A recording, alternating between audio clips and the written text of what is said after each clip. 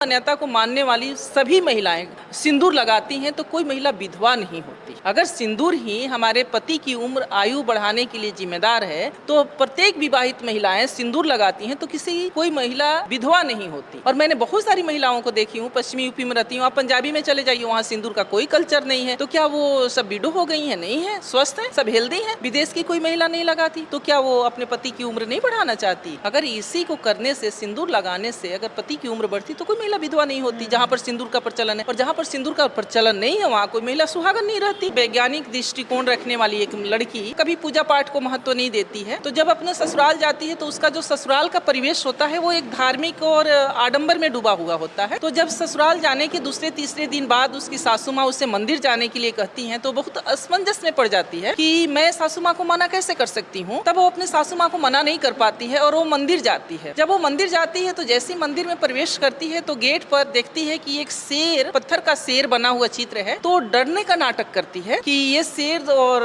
तो मुझे खा जाएगा। तो उसकी सासू माँ कहती है कि नहीं, पागल हो गई हो, ये तो पत्थर का बना हुआ शेर तुम्हें नहीं खा सकता, कैसे खा सकता है? तो बोलती है कि अच्छा है। जब वहाँ से थोड़ा आगे बढ़ती है तो देखती है कि एक कृष्ण है और यहाँ गाय एक खड़ी है। तो वो जो बाल्टी हाथ में लिए रहती है, मंदिर में लेके जाती है पूजा के लिए, तो उस बाल्टी को गाय के नीचे लगा देती है, थन के नीचे, और कहती है अपनी सासू माँ से कि सासू माँ अभी ये गाय दूध देगी, घर ले चलेंगे, इसका खीर बनाएंगे। उसकी सासू माँ को हंसी आ जाती है कि मेरी बहू पागल है, पत्थर के गाय के नीचे ये बाल्टी रखी है, कहीं पत्थर की गाय दूध देगी? थोड़ा उससे आगे बढ़ती है तो देखती है कि शंकर जी का एक बहुत विशाल प्रतिमा बना हुआ है और उसमें एक नाग फुफकार रहा है। फिर वो डरने का नाटक करती है, वो कहती है सासू माँ ये सांप मुझे डस लेगा। फिर उसकी सासू माँ कहती है कि पागल हो गई हो, ये पत्थर का सांप नहीं डस सकता। इतने में वो अंदर मंदिर में उसकी सासू माँ ले जाती हैं और एक जो मूर्ति है वहाँ देवी की मूर्ति है, उसके सामने उसकी सासू माँ कहती है कि बेटी इनके सामने सर झुकाओ और इनसे आशीर्वाद लो, ये देवी बहुत प्रतापी है और जो आशीर्वाद तुम मांगोगी वो फलीभूत होगा। इतने में वो लड़की क्या करती है कि मूर्ति के पैरों में न गिरकर अपनी सासू माँ के पैरों में गिर जाती है और कहती है कि माँ, जब पत्थर का बाघ मुझे खा नहीं सकता, पत्थर की गाय दूध नहीं दे सकती, पत्थर का सांप मुझे डस नहीं सकता, तो ये पत्थर की मूर्ति मुझे आशीर्वाद नहीं दे सकती। मुझे तो आशीर्वाद आपसे चाहिए और आप ही मेरे लिए देवी और पूजनीय है।